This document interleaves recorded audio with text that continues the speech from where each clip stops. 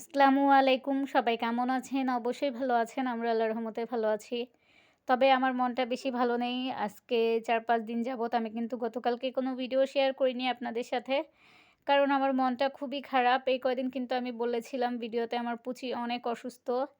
তবে আজকে সকাল ভোরে হইতেছে আমার পুচি মারা গেছে।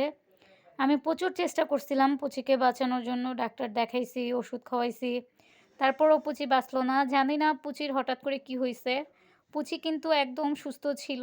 ও কোনো অসুস্থ ছিল না। তো হঠাৎ হইতেছে ৪-৫ দিন আগে পুচির জ্বর আসে, প্রচুর জ্বর। তো আমি ওকে জ্বরের ওষুধ খাওয়াই, ঠান্ডা লাগে ঠান্ডার ওষুধ খাওয়াই। তারপর দেখলাম না মোটামুটি একটু হাঁটাচলা করে। হাঁটাচলা করার পর হইতেছে ২ দিন যাবত ও প্রচুর অসুস্থ। একদমই বিছানা থেকে উঠতেছিল না আর খাইতেছিল না হইতেছে আজকে ৫-৬ দিন যাবতই ও খাওয়া-দাওয়া বন্ধ করে দিছিল। কিচ্ছু খায়নি।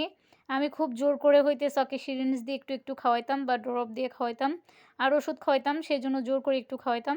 তো আজকে ভোর রাত্রে হইতেছে ফজর নামাজের পরে আমি ভাবলাম ওকে হইতেছে আমি একটু ওষুধ খাওয়াই দেই। দেখি যদি একটু আগে ওষুধ খাওয়াই দেই ওর শরীরটা ভালো লাগে। তো আমি ওকে ১ম এ ঘুম থেকে ওঠার পর হইতেছে ওষুধ খাওয়াই দেই। তো ওষুধ খাওয়ানোর পরে মানে ওষুধ খাওয়ানোর আগে কিছুই খাওয়াইনি। ও যেহেতু খেতে চাইতেছিল না, আমি জোর করছিলাম একটু খাওয়ার জন্য তো ও খায়নি। আমার পুচি কিন্তু চা দেখলে একদম পাগল হয়ে যেত চা খাওয়ার জন্য। মানে চা দেখলে ও হইতেছে একদম গ্লাসে বা কাপ পাইতো, গ্লাস পাইতো ওইটার মধ্যে মুখ দিয়ে চা খাইতো।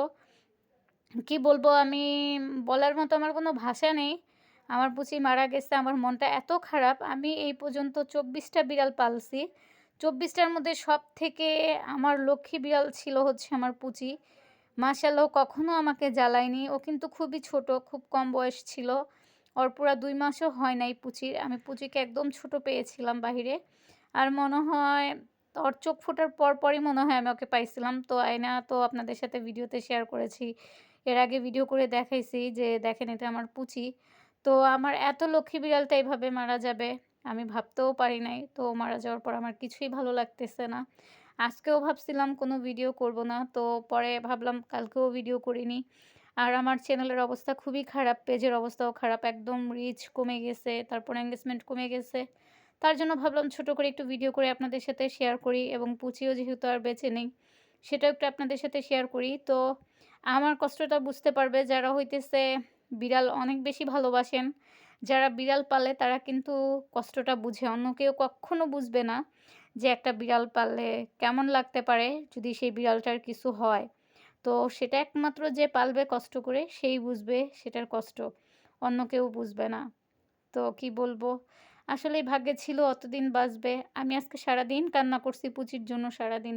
খাওয়া-দাওয়া করি নাই। কারণ আমার মনটা এত বেশি খারাপ ধারণার বাহিরে আমি বুঝাতে পারবো না কাউকে। তো কালকে যাবো দেখি আরেকটা ছোট বিড়ালের বাচ্চা পাই কিনা। তো আমি যদি আরেকটা বিড়ালের বাচ্চা না নিই, মনে হয় আমার কিছু ভালো লাগবে না। আমার কিছুই ভালো লাগতেছে না। তো ইনশাআল্লাহ আগামীকালকে বিড়ালের খোঁজে বের হব। দেখি আরেকটা ছোট বিড়াল নিয়ে আসবো। বড় অনেক আছে। অনেকেই দিতে চাইতেছে। তবে আমি বড়গুলো আনবো না। আমি ঠিক পুচির মতো ছোট্ট একটা বিড়াল আনবো।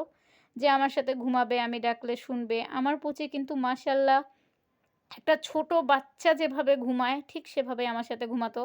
আমি ওকে যেভাবে শোয়ায় রাখতাম আমার বিছানার উপরে কাঁথা বা ঝাড়ন দিয়ে ঠিক ওভাবেই শুয়ে থাকতো।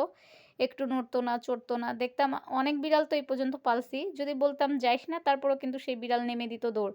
তবে আমার পুচি মাশাআল্লাহ, মাশাআল্লাহ এতটা লক্ষ্মী ছিল। ওকে আমি বিছানায় যেভাবে রাখতাম ও ঠিক সেভাবেই থাকতো। একটু নড়তোও না। তো তার জন্য আমার আরো বেশি কষ্ট লাগতেছে। পুচি এভাবে চলে যাবে আমাকে ছেড়ে আমি ভাবতেও পারিনি। তো ওই তো ভিডিও করব না এবং শেয়ার করব না ভেবেও হইতেছে একটু ছোট করে ভিডিওটা শেয়ার করলাম। আমি জানি না আপনারা কে কী ভাববেন? আসলেই যারা বিড়াল পালেন তারাই বুঝতে পারবেন আমার কষ্টটা। অন্য কেউ তো বুঝবেন না। তো তার জন্যই আরকি পুচির কথাটা শেয়ার করার জন্যই এতটুকু ছোট করে ভিডিও করলাম।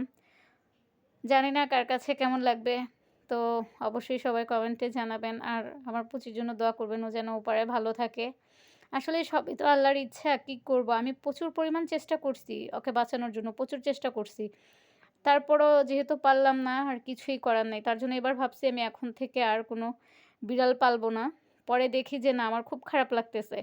পরে বিকালবেলা ৩-৪ জায়গায় গেছি একটা ছোট্ট বিড়ালের বাচ্চা আনার জন্য। তো আমি যেমন চাই অমন পাইনি। সবাই দোয়া করবেন আমি যেন ঠিক আমার পুচির মতো আরেকটা পুচি পেয়ে যাই। তো এবার যে বিড়াল আনবো, ওর নামও আমি পুচিই রাখবো। কারণ আমি এই পুচিকে কিছুতেই ভুলতে পারতেছি না। আর আমি কখনো এই পুচিকে ভুলতেও পারবো না। যেহেতু আমি এটা নিয়ে ২৪ টা বিড়াল পালছি। আমার সবথেকে লক্ষ্মী বিড়াল হইতেছে কিউট। আর খুব লক্ষ্মী ছিল আমার এই পুচি। আমি জানি না আর কখনো এরকম বিড়াল আমি পাবো কিনা। তারপরেও সবাই দোয়া করবেন আমার পুচির জন্য। তো আমার আজকের ভিডিওটা এতটুকুই ছিল। আমার পুচিকে নিয়ে কিছু শেয়ার করলাম কথাবার্তা আপনাদের সাথে। একবার চেয়েছিলাম পুচির একটু ভিডিও করে রাখবো। পুচি যখন মারা যায় পরে ভাবলাম না। ওর জানটাকে আর কষ্ট দিয়ে লাভ নাই। তার জন্য আর ভিডিও করে রাখি নাই। তো সবাই ভালো থাকবেন, সুস্থ থাকবেন। আমার আজকের ভিডিওটা এতটুকুই ছিল। সেই পর্যন্ত সবাই ভালো থাকুন, সুস্থ থাকুন। আল্লাহ হাফেজ।